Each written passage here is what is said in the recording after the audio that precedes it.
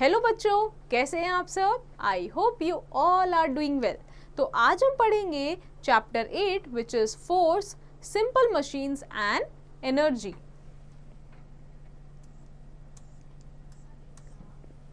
So in this chapter we'll read about and understand about the force. What is a force? Okay, and then different types of forces. We'll read about the work and how simple machines are. What are simple machines and how they work? We'll read and understand about energy, different sources of energy and different forms of energy. So let's begin. What do you do to move an object from one place to another? Take hints from the picture given below. अब आप इस picture को देखो, अब आप ये बताओ कि कोई ऑब्जेक्ट को एक प्लेस से दूसरे प्लेस पे मूव करने के लिए आप क्या करते हो, राइट? अगर हम इस पिक्चर में देखें तो this boy is pushing this bicycle, right? यहाँ पे क्या हो रहा है? अगेन बॉल को क्या किया जा रहा है? पुश किया जा रहा है ऊपर फेंकने के लिए, right? So a push or a pull is involved in many things we do in our day-to-day life. अगर हम यहाँ पे देखें तो ये जो है बुल्स हैं, ये क्या बुलक कार्ट्स को क्या कर रहे हैं? पुल कर रहे हैं, राइट? सो हम देखते हैं यहाँ पे पुश हो रहा है, यहाँ पे पुल हो रहा है. So let us learn more about push and pull. So let's first understand about what is force. A push or a pull acting on an object is called a force. We use force to do the following things. अब एक जो push और पुल जो object पे महसूस होता है उसको हम क्या बोलते हैं? फोर्स. अब जैसे यहाँ पे क्या हो रहा है? पुश हो रहा है और यहाँ पे क्या हो रहा है? पुल हो रहा है, ठीक है? जो बुल्स हैं वो बुलक कार्ट को पुल कर रहे हैं. सो ये जो अब पुश और पुल जो एक ऑब्जेक्ट पे एक्ट कर रहे हैं इसी को हम क्या कहते हैं? Force, right? और ये फोर्स जो है वो अलग अलग चीज़ों में यूज होते हैं. For example for moving an object, okay, object को मूव करने के लिए. For example a man pushing a trolley. हम जब रेलवे स्टेशन पे जाते हैं तो हम ट्रॉली पुश करते हैं, ठीक है? तो ऑब्जेक्ट को मूव करने के लिए. Stop an object from moving, चलते हुए या फिर मूव करते हुए ऑब्जेक्ट को स्टॉप करने के लिए भी हम फोर्स का यूज करते हैं. For example a player in cricket match catching a ball. Cricket में अगर कोई जो फील्डर है वो बॉल कैच करेगा, राइट? तो वो क्या फोर्स अप्लाई करता है अपने हैंड से to stop the ball, right? तो या तो हम फोर्स से ऑब्जेक्ट को मूव करते हैं या स्टॉप करते हैं, right? Now let's go to the next page. So another is change the direction of the movement, ठीक है? हम और क्या करते हैं? फोर्स अप्लाई करके हम डायरेक्शन चेंज करते हैं. फॉर एग्जाम्पल बैट्समैन जो है वो हिट करता है जो बॉल को. So what he is doing? He is basically hitting the ball to change its direction, right? Another is change the shape of an object. Force लगाने से और क्या होता है? ऑब्जेक्ट का शेप चेंज होता है. For example a cook rolling the dough, ठीक है? जो डो है उसको रोल करने के लिए उसमें भी क्या लगाना पड़ता है? फोर्स लगाना पड़ता है, राइट? और उसका जो शेप है वो चेंज होता है. So now let's understand about the types of forces. अब जो forces है वो कितने types के होते हैं? So there are different kind of forces. Let's first talk about gravity. So gravity की हम बात करते हैं. When anything is thrown in the air, it comes down after traveling some distance. This is due to a force called gravity. अब जो अर्थ है, ठीक है, उस पर क्या है? कॉन्टिन्यूसली एक फोर्स हम महसूस करते हैं विच इज ग्रेविटी. तो कोई भी चीज़ हम ऊपर फेंकते हैं, एक टाइम बाद वो एक डिस्टेंस ट्रैवल करने के बाद क्या होती है? नीचे आती है. और ये किस लिए है? Because of the force called gravity, ठीक है? It is the earth's gravity that keeps you on the ground. This is because the earth's gravity pulls everything towards its centre. अब जो हमारी अर्थ है, ठीक है, उसके सेंटर से क्या है? ये ग्रेविटी वाला फोर्स लगता है. हमारी जो अर्थ का सेंटर है वो सारी चीज़ों को क्या अपने टुवर्ड्स पुल करती है. This is called earth gravity, ठीक है? अब ये पुल करती है एंड दैट्स द रीजन जो हम हैं इस अर्थ पे, ये क्या है? हम खड़े हो पाते हैं because of the gravity again, right? So this is gravity. Sir Isaac Newton was the first person who told the world about the gravity. तो ग्रेविटी का किसने डिस्कवरी किया था? सर इज़ैक न्यूटन ने. He told about this force that earth pulls us from. Now another type of force is the friction force. So when an object moves on a surface, it stops after covering a certain distance. This is due to the force of friction, a force that acts between the object and the surface to either slow it down or stop it completely is called a force of friction.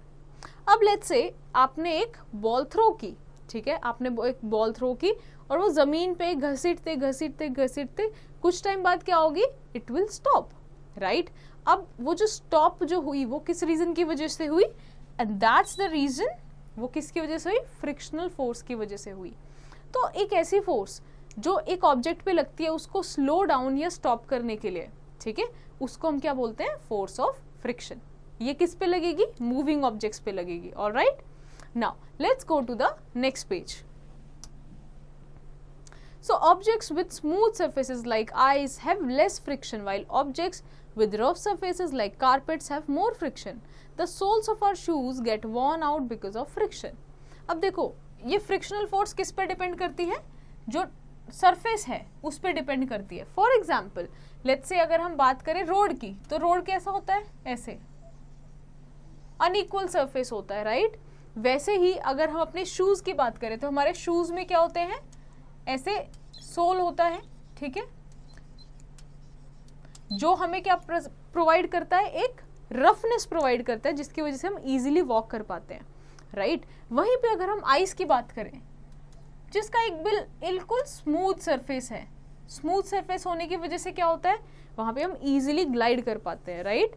तो जो object का surface है वो determine करता है force of friction को, right? Now another force is the muscular force. So muscular force is a force that results due to the action of the muscle. Pulling a cart, riding a rickshaw, lifting a bag full of articles of need of our muscles do these works. The forces here is called a muscular work. अब जो हम body से काम करते हैं, ठीक है, हमारी मसल्स जैसे काम करती है, लेट्स से हम कुछ पुल कर रहे हैं, कुछ बैग को लिफ्ट कर रहे हैं, तो यहाँ पे कहाँ से आ रही है?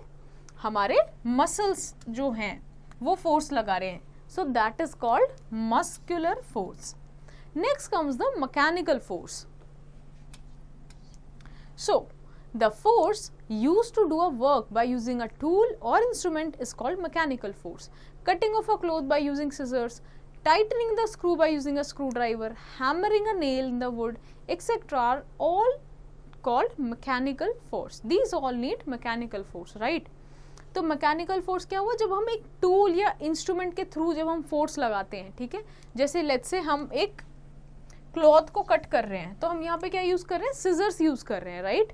और सिजर से वो कपड़ा कट जाता है, राइट? तो यहाँ पे क्या यूज हुआ? यहाँ पे जो फोर्स है वो किसी एक टूल के थ्रू यूज हुई, and it is called mechanical force. Another is electrostatic force. So the force used to throw an arrow or a stone by a bow or a catapult is because of the elastic force. Pulling a rubber band and releasing it is also an example of elastic or electrostatic force. अब देखो electrostatic force क्या होता है? जब भी हम कोई stone को या एरो को एक इलास्टिक फोर्स प्रोवाइड करते हैं, राइट? जैसे कि इस केस में ये जो रबर बैंड है, राइट, इससे जब हम एक फोर्स प्रोवाइड करते हैं तो इसको हम क्या बोलते हैं? Electrostatic force, right? Now time to answer few questions. So first question is read the clues to unscramble the letter and write the answer. One has been done for you. So push or a pull acting on an object is called, so you have to unscramble this word. It is force, right? Another is the force that pulls every object towards the center of the earth is, unscramble this, this is gravity, right? Another question is choose the correct option. So it keeps you on the ground. कौन सी ऐसी force है जो हमें ground पे रखती है? It is gravity, right? Now let's go to the next page. So another question is, name the type of force responsible for the following: a stone falling from a height. The responsible force is gravity. Now let's understand work. अभी हमने force के बारे में समझा, अब हम work समझते हैं. So when we use force on an object and the object moves through a distance, we say the work is done. Let's say आप ट्रैवल कर रहे हो और आप क्या कर रहे हो, एक बैग को पुश कर रहे हो, राइट? तो आप कुछ काम कर रहे हो, ठीक है, आप बोलोगे कि हाँ मैं काम कर रहा हूँ, right? So when we use force on an object to do a work, right? When we use force on an object to move it, right, through a distance, we say the work has been done. Work is said to be done only when the object where force is applied moves through a distance. हम बोलेंगे कि कभी भी जब एक object पे force apply हुआ और कुछ डिस्टेंस उसने मूव किया तो हम क्या बोलेंगे उस केस में कि काम हुआ, वर्क हुआ. For example, work is not done when we carry a load and stand still or when we push a wall or a tree. Let's say, जैसे for example, this boy is pushing a tree, right? एक तरीके से देखा जाए तो he is spending the energy, right? He is forcing the tree. He is pushing the tree, but the tree is not moving. Therefore, we will not say that the work has been done. Work यहाँ पे नहीं हुआ है. For example, यहाँ पे ये trolley है, force भी लग रही है पुश की, और ऑब्जेक्ट जो है जिस पे फोर्स लग रही है उसने एक डिस्टेंस भी मूव किया, तो हम इसको क्या बोलेंगे, यहाँ पे वर्क हुआ, right? So the work is said to be done when the object where the force is applied moves. Alright, now let's understand about the simple machines. So sometimes we use tools to make our work easier. These tools that make our work easier are called simple machines. तो कई बार हम अपना काम easy करने के लिए machines use करते हैं और उन्हीं को हम क्या कहते हैं, simple machines. For example, simple machines have following uses. They make our work easy. हमारा work को easy बनाते हैं. They help us to do our work faster. साथ ही साथ हमारा time save करते हैं. They help us to do our work with less force. हमारा फोर्स लेस लगे, इसीलिए वो मशीन्स, सिंपल मशीन्स यूज की जाती हैं. So there are different types of simple machines we use in our daily lives. Some example of simple machines are lever, pulley, incline plane, screw and wheel and axle, right? तो ये सारे different type के छोटे छोटे क्या हैं, simple machines हैं जो हमारा काम ईजी बना देते हैं. Alright, okay, now let's understand the lever. So a lever is simply a bar resting on a support on which it can turn. Now let's go to the next page. So it is usually used to move heavy objects with less effort. It is also used for cutting things and opening lids. Scissors, hammers and bottle openers are some examples of levers. So levers कैसे होते हैं? For example, ये heavy objects को lift करने के लिए सबसे कम effort में use किए जाते हैं. For example, आपने seesaw देखा होगा, ठीक है, this is a kind of lever. यहाँ पे आप एक हैवी ऑब्जेक्ट रखते हो तो ये वाला जो ऑब्जेक्ट है वो क्या होगा, इजीली ऊपर मूव हो जाएगा, राइट? तो हैवी ऑब्जेक्ट्स जो हैं वो इससे लेस एफर्ट में किए जा सकते हैं पुल. वैसे ही सिजर्स हैं, हैमर्स हैं, बोटल ओपनर्स जो हैं वो एक टाइप का क्या है, लेवर है. Next is the pulley. So what is a pulley? A pulley is used to raise, lower और move loads. It is used to light loads, hoist flags, draw water from the wells, etc. A pulley is grooved wheel with a rope or a cable around it. अब पुली क्या होता है? पुली basically एक wheel है जिसके around क्या होती है, एक रोप होती है, राइट? अब जैसे ही जो रोप है उसके अराउंड मूव करती है, उसको हम पुल करते हैं तो उससे क्या होता है, वो व्हील मूव होता है. व्हील मूव होने से क्या होता है कि जो भी ऑब्जेक्ट उससे बंधा हुआ होता है वो उसको उठा सकता है या फिर चेंज कर सकता है. फॉर एग्जाम्पल, जैसे ये जनरली कहाँ, होस्ट जो फ्लैग होस्टिंग होती है उसमें इस टाइप का पुली यूज होता है, राइट? जब पानी निकाला जाता है वेल्स में से तो इस टाइप का पुली यूज होता है, राइट? कि जो एक हैवी लोड है नीचे वाटर, अब उसको कैसे लेके आएंगे नीचे ऊपर, तो यहाँ से हम एक रोप को पुल करते हैं और वो पुली की मदद से वो क्या होता है, पानी जो है वो बकेट जो है वो ऊपर आती है, right? Another is inclined plane.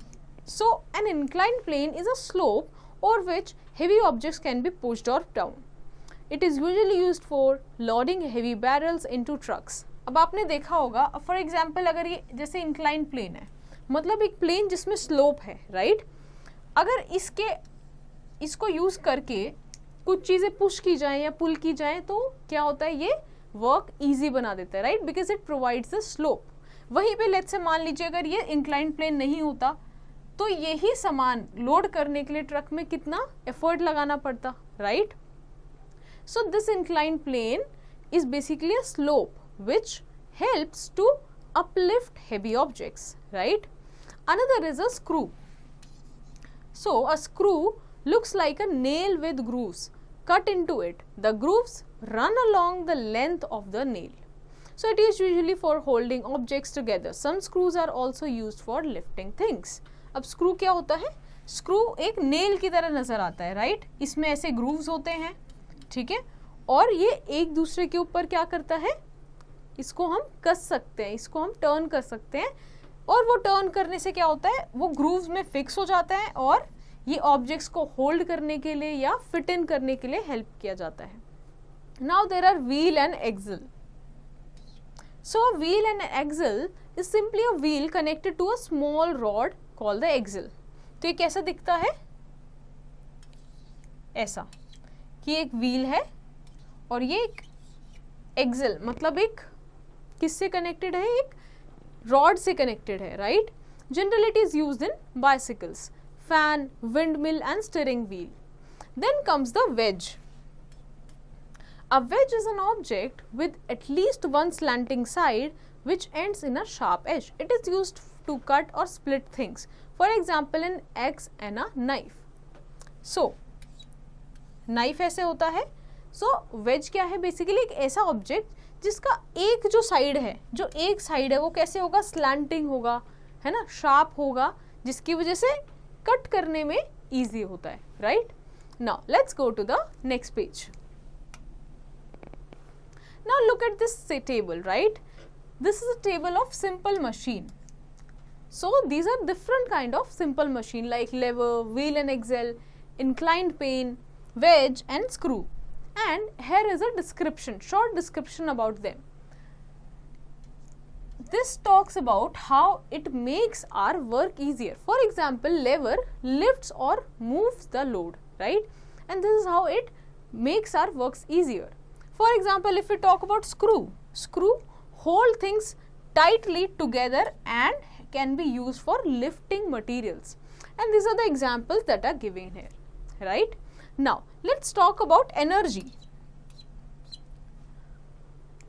So, energy is the ability to do work. All living things need energy to live. We need energy to eat, play, run and walk. So, अभी हमने work की बात की, right? अब energy की हम बात करते हैं, तो एनर्जी क्या होता है? एनर्जी बेसिकली आपकी एबिलिटी काम करने की, राइट? काम करने की जो एबिलिटी होती है उसको हम क्या बोलते हैं? एनर्जी. और सभी लिविंग बींग्स को एनर्जी की ज़रूरत है. खाना फॉर एग्जाम्पल वॉक करने के लिए, रन करने के लिए, प्ले करने के लिए, राइट? इन सब चीज़ों के लिए क्या एनर्जी की ज़रूरत होती है, and that's why we eat, right? So now let's understand what are the various sources of energy. So, sun, wind and water are some common sources of energy. Alright. Now, let's go to the next page. So, the sun. Sun is the main source of energy on the earth. The energy we get from the sun is called the solar energy. We get solar energy in the form of light and heat. अब देखो, energy का एक form क्या है? sun. इसको हम क्या बोलते हैं? It is called solar energy. हमारे अर्थ पे जितने भी एनर्जी है, ठीक है, अलग अलग फॉर्म में जो एनर्जी है वो किसकी वजह से? सन की वजह से, राइट? जैसे कि light energy, heat energy, right? So if we talk about light energy, the sun is the main source of natural light. Sunlight is used for plants, for photosynthesis. It can also be used to generate electricity. अब देखो, जो light energy सन से मिलती है उस वो ही main reason है plants जो हैं अपना फोटोसिंथेसिस कर पाते हैं. अब प्लांट्स अपना खाना बना पाते हैं तो बाकी जो लाइफ फॉर्म्स हैं वो अपने आप को खाना दे पाती हैं, right? It can also be use to generate electricity. अब जैसे सोलर पैनल्स को यूज़ करके, लाइट एनर्जी को यूज़ करके क्या जनरेट किया जाता है? electricity, right?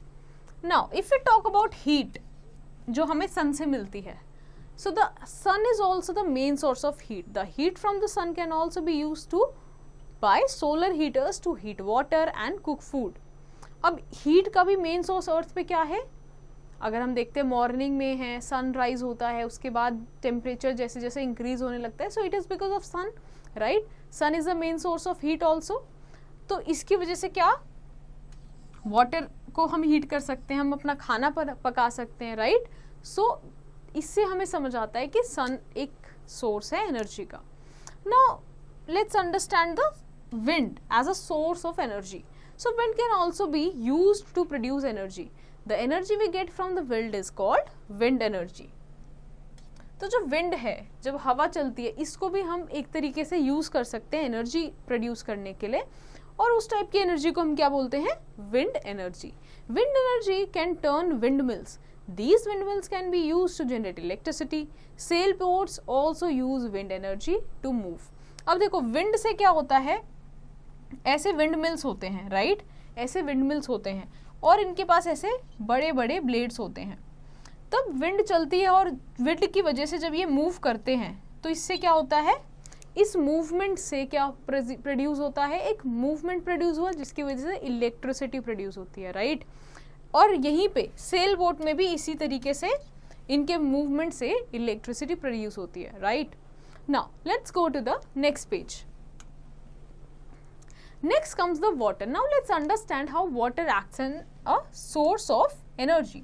So moving water can also be used to produce energy. The energy we get from water is called hydro energy. तो जब वाटर मूव करता है, राइट, तो वो भी एक एनर्जी प्रोड्यूस करता है जिसको हम क्या बोलते हैं? Hydro energy. We construct structures called dams that can control the flow of water. These dams help in generating huge amount of electricity. अब जब पानी फ्लो करता है, राइट, तो वो फ्लो करते टाइम एनर्जी प्रोड्यूस करता है. उस एनर्जी को हार्नेस करने के लिए हम क्या क्रिएट करते हैं? हम डैम्स क्रिएट करते हैं ताकि हम वो जो वाटर का फ्लो है उसको कंट्रोल कर सके, और साथ ही साथ जो उसकी एनर्जी है उसको हम क्या, इलेक्ट्रिसिटी के फॉर्म में हार्नेस कर सकें. Now let's understand the different forms of energy. अब एनर्जी के क्या क्या फॉर्म्स होते हैं? So there are many other forms of energy in nature, right? Nature में हमें अलग अलग डिफरेंट टाइप्स की एनर्जी के फॉर्म नजर आते हैं. For example electrical energy. So electrical gadgets such as fan, iron bulb, television and air condition work with the help of this energy. Electrical energy एक ऐसी एनर्जी जिससे हम देखते हैं फैन, आयरन, जो भी हमारे इलेक्ट्रिकल गैजेट्स हैं वो इसकी मदद से क्या करते हैं?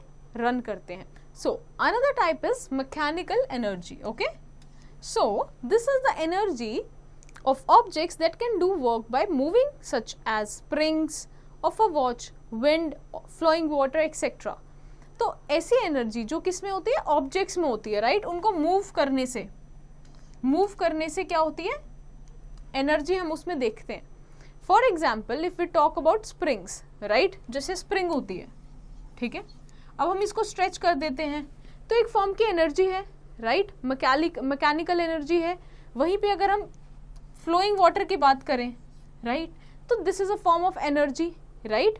तो ये सब क्या है? मैकेनिकल एनर्जी जो किसी ऑब्जेक्ट से एसोसिएटेड होती है. Next comes the chemical energy. So this energy is obtained by burning of coal, oil और wood. जब हम किसी कोल को, पेट्रोलियम को, है ना, वुड को जब हम बर्न करते हैं उससे जो एनर्जी निकलती है वो हम क्या कहते हैं? Chemical energy. Next is the geothermal energy. This is the energy of hot interior of the earth. जो हमारा अर्थ का इंटीरियर है वो क्या है? हॉट है, और इससे जो एनर्जी प्रोड्यूस होती है उसको हम क्या कहते हैं? Geothermal energy. Next comes the heat energy. So, it is one of the most important forms of energy.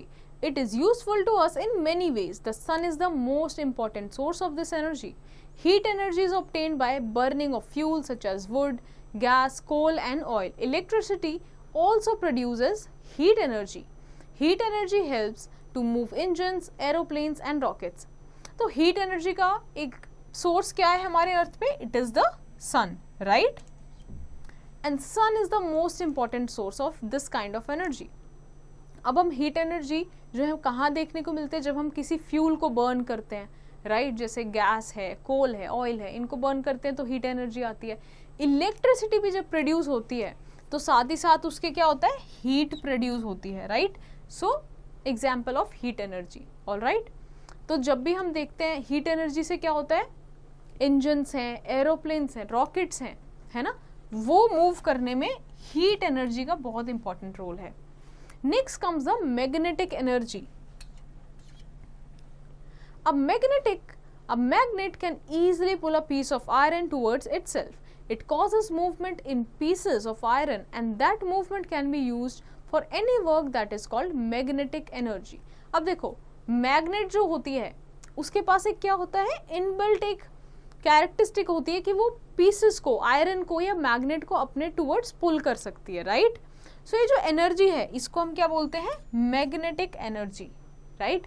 Next comes the atomic energy. Atomic energy. Everything is made up of atoms and atom is the smallest particle of matter.